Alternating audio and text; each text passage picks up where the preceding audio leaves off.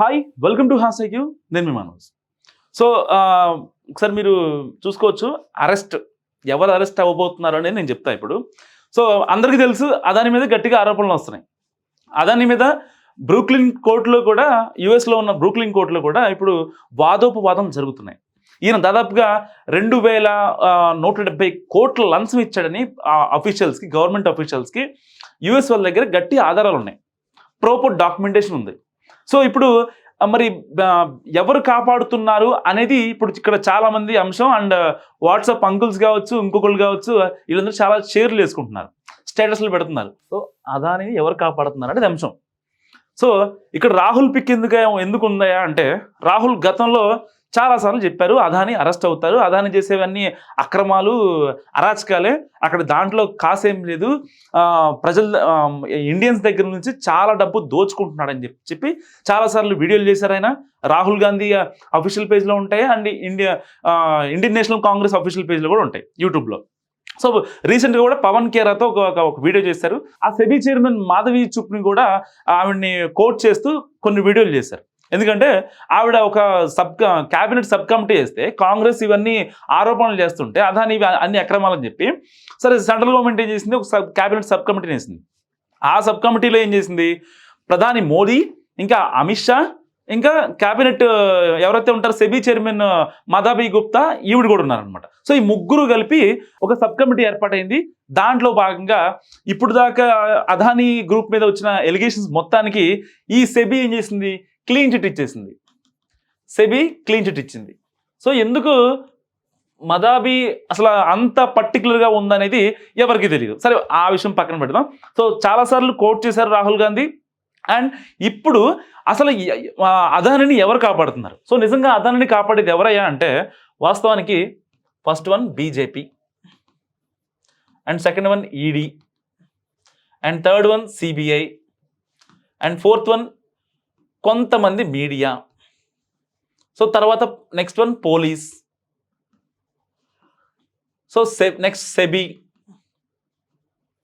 వీళ్ళంతా అదానిని కాపాడుతున్నారు ఇప్పుడు. సో వాస్తవానికి వీళ్ళు కాపాడాల్సిన అవసరం ఎందుకు వచ్చింది? ఒక కందకంలో ఉన్న ఎలుక్కి తెలుసు కదా పక్కన ఏ ఎలుకలు ఉన్నాయి ఏంటనేది. సో ఇక ఇండైరెక్ట్గా మనం చెప్పుకోవాలి, వీళ్ళందరూ ఒక కలుగులో ఉన్నట్టు అనమాట. సో రాహుల్ గాంధీ ఇప్పటికీ చాలాసార్లు చెప్పారు, ఎందుకంటే ఆయన చేసిన ఆరోపణలు మొత్తం కూడా నిరాధారం అని చెప్పి గతంలో కొట్టేశారు. సో ఇప్పుడు ఆయన మీద ఇక్కడ భారత న్యాయస్థానంలో మరి ఆయన మీద కేసు పడుతుందో లేదో, లేకపోతే ఏదైనా గట్టిగా ఇప్పుడు ఫర్ ఎగ్జాంపుల్ కొన్ని రాష్ట్రాలకి ఆయన విద్యుత్ ఒప్పందాలు చేస్తున్నారు, కొన్ని వేల కోట్ల ఎంఓయూలు కుదుర్చుకున్నారు.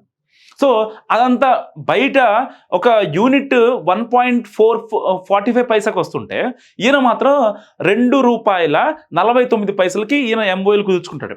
సరే అక్కడ చీఫ్ మినిస్టర్లకు వెళ్తుందా, వాళ్ళు కాంగ్రెస్ వాళ్ళు చీఫ్ మినిస్టర్లు ఉన్నారా, లేకపోతే బీజేపీ వాళ్ళు ఉన్నారా చీఫ్ మినిస్టర్లు? ఏ రాష్ట్రాల్లో ఇప్పుడు ప్రజెంట్ అధికారంలో ఉంది, ఎవరు పాస్ట్లో ఉన్నప్పుడు, ఎవరు అధికారంలో ఉన్నప్పుడు ఈ ఎంఓయూలు కుదుర్చుకున్నారు అనేది కాసేపు పక్కన పెడదాం. సో దాని గురించి ఒక ట్రెండ్ నడుస్తుంది, ట్రోల్ నడుస్తుంది. సో ఇప్పుడు ప్రస్తుతానికి గతంలో రాహుల్ గాంధీ చేసిన వ్యాఖ్యలు మొత్తం నిరాధారం అన్నారు. ఇవాళ బ్రూక్లిన్ కోర్టులో, ఇంటర్నేషనల్ కోర్టులో అదాని గురించి జరుగుతుంటే ఇప్పుడు అందరూ ముక్కున వేలేసుకుంటున్నారు. సో ఇది ఎంతవరకు కరెక్ట్ అనుకోవచ్చు ఒకసారి చెప్పండి.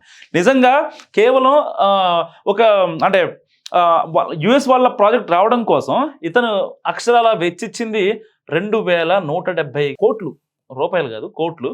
సో అదాని ఇచ్చిన సొమ్ము అది. సో అది నిజంగా అసలు ఎక్స్పెక్టెడ్ అని కూడా వీలు లేదు. సో దీనికి సంబంధించిన ప్రాపర్ డాక్యుమెంటేషన్ మొత్తం కూడా వాళ్ళ దగ్గర ఉంది. ఎవరైతే పిల్ వేశారో అమెరికా బ్రూక్లిన్ కోర్టులో ఆ న్యాయవాదుల దగ్గర ఉంది. వాళ్ళు చాలా గట్టిగా వాదిస్తున్నారు. కానీ వాస్తవానికి రాహుల్ గాంధీ ఎన్నోసార్లు చెప్పాడు, ఏమని, అదాని మోడీ స్కాము, వాళ్ళిద్దరు మిత్రులు, ఎవ్వరు అదాని టచ్ చేయడానికి వెళ్ళినా సరే వాళ్ళు భస్మం అయిపోతారు, అక్కడ బీజేపీ ఉంది అండ్ పర్టికులర్గా మోడీ ఉన్నాడు అని చెప్పి ఎప్పటి నుంచి చెప్తున్నా ఎవ్వరూ పట్టించుకోలేదు. కానీ ఇప్పుడు దాన్ని రాజకీయంగా ప్రయోగించడానికి దీన్ని ఇప్పుడు ఎలా అస్త్రంగా వాడుతున్నారంటే, బీజేపీ అనవసరమైన రాద్ధాంతం చేస్తుందని కాంగ్రెస్ అంటుంటే బీజేపీ వాళ్ళు ఏమంటున్నారు, ఎక్కడో బ్రూక్లిన్ కోర్టులో జరిగితే అసలు కాంగ్రెస్కి ఎందుకు, రాహుల్ గాంధీ ఎందుకు మాట్లాడుతున్నాడు, దీన్ని పొలిటికల్గా చేయాల్సిన అవసరం ఏమొచ్చింది అంటున్నాడు. ఎందుకు? ఇప్పుడు అక్కడ చూడు, స్కామ్ ఎక్కడ జరిగింది, ఇండియాలో జరిగింది. ఆయన ఆఫీషియల్స్కి డబ్బులు ఇచ్చింది ఇక్కడ ఇండియాలో. అది పేమెంట్ మోడ్ ఎవరికి తెలియదు. కానీ బ్రూక్లిన్లో ఉన్న న్యాయవాదుల దగ్గర మాత్రం ఆ రిపోర్ట్ ఉంది. సో ఆ సీఈఓల దగ్గర డేటా కావచ్చు, ఇంకా అదానీ అండ్ అజూర్ ఈ సీఈఓలు ఎవరైతే ఉంటారో, రవీంద్ర శర్మ సంథింగ్ చాలా మంది ఉన్నారు, ఒక 5-6 ఉన్నారు. ఆ 6 దగ్గర వాళ్ళ ట్రాన్సాక్షన్ డీటెయిల్స్ కావచ్చు, మొత్తం అంతా వీళ్ళు తరువుగా చెక్ చేసుకున్న తర్వాతే అక్కడ బ్రూక్లిన్ కోర్టులో జరిగింది. అంత ఇంటర్నేషనల్ కోర్టులో పడిందంటే అంత ఈజీగా ఉండదు కదా మ్యాటర్. సో నేను చెప్పబోయేది ఏంటంటే ఇప్పుడు ఇక్కడ సరే అదానీని కాపాడుతుంది బీజేపీ కావచ్చు, ఇంకోటి కావచ్చు, కొన్ని ప్రభుత్వ సంస్థలు ఉన్నాయి, కేంద్రంలో ఉన్నట్టు సంస్థలు ఉన్నాయి, ఇంకా చాలా ఉన్నాయి. సో కానీ నా పాయింట్ ఏంటంటే ఇక్కడ మొదటి నుంచి రాహుల్ గాంధీ చెప్తున్నా జనాలు ఎందుకు పట్టించుకోలేదు అనేది నా క్వశ్చన్. సో దీని గురించి మీరేమనుకుంటున్నారో నాకు కామెంట్ కూడా తెలియజేయండి. చూస్తూనే ఉండండి #you.